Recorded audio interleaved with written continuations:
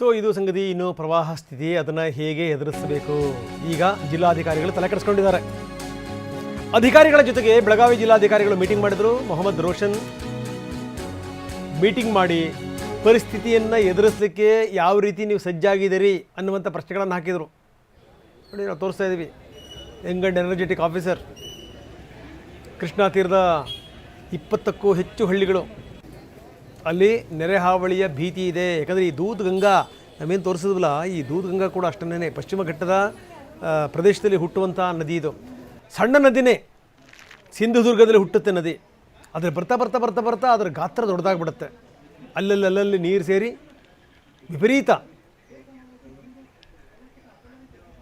ಕೊನೆಗೆ ಅದು ಬರೋದೆಲ್ಲಿ, ಅದು ಕೊಲ್ಹಾಪುರದಿಂದ ದಾಟಿ ಬೆಳಗಾವಿನ ಪ್ರವೇಶ ಮಾಡುತ್ತೆ. ಈ ಚಿಕ್ಕೋಡಿ, ಕಾಗವಾಡ ಆ ಕಡೆ ಭಾಗದಲ್ಲಿ ಅದು ಬಂತು ಅಂದ್ರೆ ಒಂದು ಲೆಕ್ಕದಲ್ಲಿ ಜೀವನದಿ. ಆ ನೀರು ಬಂದ್ರೇ ಇವರು ಬದುಕಲಿಕ್ಕೆ ಸಾಧ್ಯ. ಆದರೆ ವಿಪರೀತ ನೀರು ಬಂದರೆ ಕಣ್ಣೀರು ಗ್ಯಾರಂಟಿ.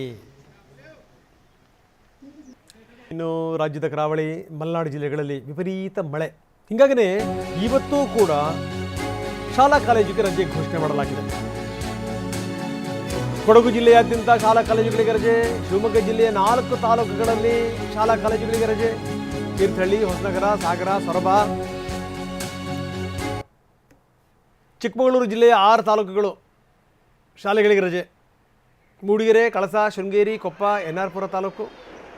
ಇನ್ನು ಬೆಳಗಾವಿಯಲ್ಲಿ 3 ತಾಲೂಕುಗಳಲ್ಲಿ ರಜೆ. ನಿಪ್ಪಾಣಿ, ಖಾನಾಪುರ, ಬೆಳಗಾವಿ. ನಾವು ತೋರಿಸ್ತಾ ಇದ್ದೀವಿ ನಿಮಗೆ ಗ್ರಾಫಿಕ್ಸ್ ಮುಖಾಂತರ ಕೂಡ. ಶಿವಮೊಗ್ಗದಲ್ಲಿ ನಾವು ತೋರಿಸ್ತಾ ಇದ್ದೀವಿ ಶಿವಮೊಗ್ಗದ ವಿವರಗಳು. ಸಾಗರ ತಾಲೂಕಲ್ಲಿ ಶಾಲಾ ಕಾಲೇಜುಗಳಿಗೆ ರಜೆ ಘೋಷಣೆ ಮಾಡಲಾಗಿದೆ. ತೀರ್ಥಹಳ್ಳಿ, ಹೊಸನಗರ, ಸಾಗರ, ಸೊರಬ. ಇನ್ನು ಕೊಡಗು ಜಿಲ್ಲೆಯಲ್ಲಿ ಶಾಲೆಗಳಿಗೆ ರಜೆ. ಎಲ್ಲೆಲ್ಲಿ? ಕೊಡಗು, ಚಿಕ್ಕಮಗಳೂರು, ಬೆಳಗಾವಿ ಈ ಕಡೆ ಭಾಗದಲ್ಲಿ ಶಾಲಾ ಕಾಲೇಜುಗಳಿಗೆ ರಜೆ ಘೋಷಣೆ ಮಾಡಲಾಗಿದೆ.